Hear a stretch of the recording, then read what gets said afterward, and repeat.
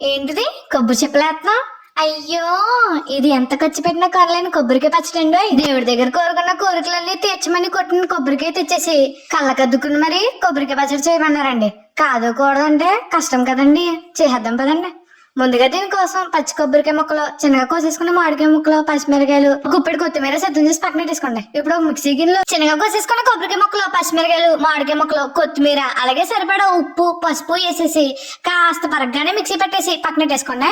తర్వాత తాలింపు కోసం గ్యాస్ మీద ఒక కడాయి పెట్టేసి అందులో కొంచెం నువ్వుల నూనె లేదా మామూలు నూనె వేసేసుకుని కొంచెం వేడెక్కిన తర్వాత ఒక కప్పు వేసిన గుళ్ళు వేసేసి దోరగా వేపేసుకుని పక్కన పెట్టేసుకోండి.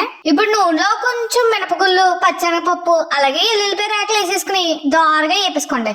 ఈ వేగిపోయిన తర్వాత ఆవాలు, జీలకర్ర, ఎండుమిరపకాయలు, కరివేపాకు వేసేసి దోరగా వేపేసుకున్న తర్వాత గ్యాస్ కట్టేసి ఇందులో మిక్సీ పట్టుకున్న కొబ్బరికాయ పచ్చడి వేసేసి ఇందులోనే పెట్టుకున్న గుళ్ళు వేసేసి బాగా కలిపేసుకోండి. ఆఖరిని ఇందులో కొంచెం ఆవు పిండి వేసేసి ఓసారి మళ్ళీ బాగా కలిపేసుకుని వేడి వేడి అన్నంలో వేసుకుని ముద్దగా కలుపుకుని తింటే ఉంటుందండి. కాలువలో ఉన్న కొంగలు కళ పువ్వులతో కబుర్లు చెప్తూ కళ్ళు విందు చేస్తున్నాయా అనిపిస్తుందండి. నచ్చితే కనుక లైక్ చేసి ఫాలో కొట్టండి.